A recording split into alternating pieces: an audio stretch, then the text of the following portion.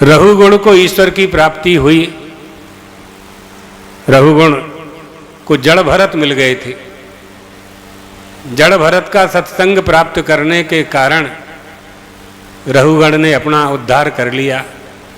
अपने गुरु के पास जा रहे थे अध्ययन करने के लिए, उपदेश प्राप्त करने के लिए जाया करते थे।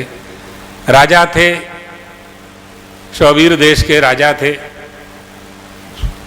सिंधु शौवीर के राजा थे। गुरुदेव के पास ज्ञान प्राप्त करने के लिए प्रतिदिन जाते थे पालकी में बैठ कर के। 4 कहार उनको ले जाते थे। एक कहार का स्वास्थ्य ठीक नहीं था, 3 कहार से पालकी नहीं ले जाई जा सकती थी। खोजने लगे, चौथा मिले तो पालकी आगे बढ़े। जड़ भरत मिल गए। जड़ भरत मिल गए। अवधूत वेश में थे, मुनि के वेश में थे, मस्त रहते थे, किसी से कोई मतलब नहीं। भगवान का भजन करना, भ्रमण करते रहना।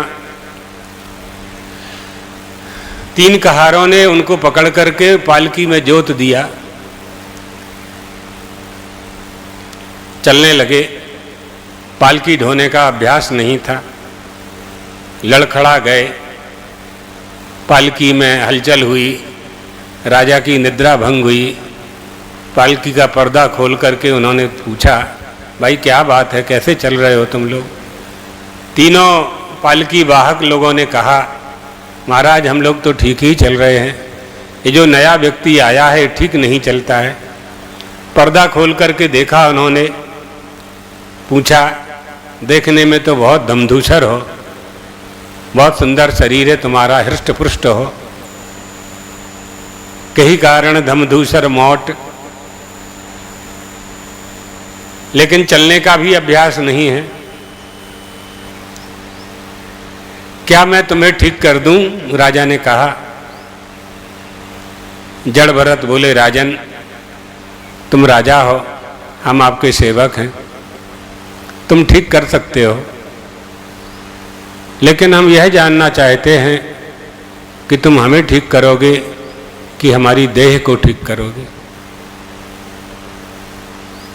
यदि तुम हमारी देह को ठीक करना चाहते हो तो हमारी देह पांच भौतिक है। राजन आपकी देह भी पांच भौतिक है। क्षितिजल पावक गगन समीर से निर्मित यह शरीर है और मेरा शरीर भी इन्हीं तत्वों से निर्मित है। तो आप देह को ठीक करेंगे तो ये ठीक करने योग्य है, करना चाहिए। और यदि आप मेरे आत्मा को ठीक करना चाहते हो तो मेरा आत्मा और तुम्हारा आत्मा दोनों एक है। तो देही को ठीक करोगे कि देह को ठीक करोगे? किसे ठीक करना चाहते हो? राजा समझ गया, सत्संगी था, सत्संग करता था, समझ गया कोई ज्ञानी पुरुष है। अपराध बोध हुआ, पालकी से उतर करके चरणों में पड़ गया, क्षमा कर दीजिए, मैं इंद्र से भी भयभीत नहीं होता हूं, लेकिन मैं हमेशा भयभीत होता हूं कि मेरे द्वारा कभी किसी ब्राह्मण का अपमान ना हो जाए। इतना ब्राह्मणों का सम्मान लोग करते थे पहले। पूछा, महाराज आप कौन हैं? बताया उन्होंने, राजन तुम अपने गुरुदेव के पास ज्ञान प्राप्त करने के लिए जा रहे हो, 100 जन्म तक जाते रहोगे तब भी ज्ञान की प्राप्ति नहीं होगी। क्यों? क्योंकि तुम्हें राजा होने का अभिमान है। राजा होने का जो अहंकार है, जो अभिमान है, वो ज्ञान प्राप्ति में प्रतिबंधक है। नहीं प्राप्त हो सकता, नहीं कर सकते आप।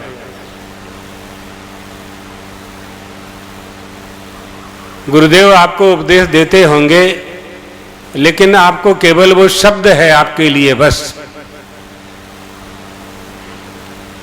जहाँ अहंकार बैठा है, अभिमान बैठा है, वहाँ कोई दूसरी वस्तु प्रवेश नहीं कर सकती। अहम अहम अहम बना हुआ है, धनिको हम गौरव हम तिष्ठामि गच्छामि लंघयामि चेति, इंद्रिय धर्मान आत्मनि अध्यस्यति, अध्यास कर लिया है, इंद्रियों के धर्म का आत्मा पर अध्यास कर लिया है। मुंह कहा काड़ा किलीवा बंद बदरो हम अंधो हम, ये सब अध्यास कर लिया है। क्या उपाय है? तब जड़ भरत बोले, रहु गणई तत्तपसा न याति, न चेत जया निर्विपणाद गृहाद्वा, न छंदसा नैव जलाग्निसूर्यैर, बिना महत्पाद रजोभिषेकम। राजन, जिस ज्ञान को तुम प्राप्त करना चाहते हो वो इस तरह से प्राप्त नहीं किया जा सकता। वो तपस्या से, ज्ञान से, विज्ञान से, रहु गणई तत्तपसा न याति, न चेज्जया, यज्ञ से, दान से, धर्म का पालन करने से, किसी भी तरह से वह ज्ञान, आत्मज्ञान तुम प्राप्त नहीं कर सकते। जितना भी क्रियात्मक जगत है उससे तुम उसका फल प्राप्त कर सकते हो, परमात्मा की प्राप्ति नहीं होगी। इसलिए परमात्मा की प्राप्ति यानी ब्रह्म साक्षात्कार, तत्व ज्ञान कैसे होगा? बिना महत्पाद रजोभिषेकम, महापुरुषों के चरणों की रज जब तक मस्तक पर धारण नहीं करोगे तब तक तुम्हें ब्रह्म ज्ञान प्राप्त नहीं हो सकता। तो राजा रघुगण का उद्धार जड़ भरत के उपदेश माने सत्संग से हुआ। ये सत्संगति की महिमा हम बता रहे हैं आपको।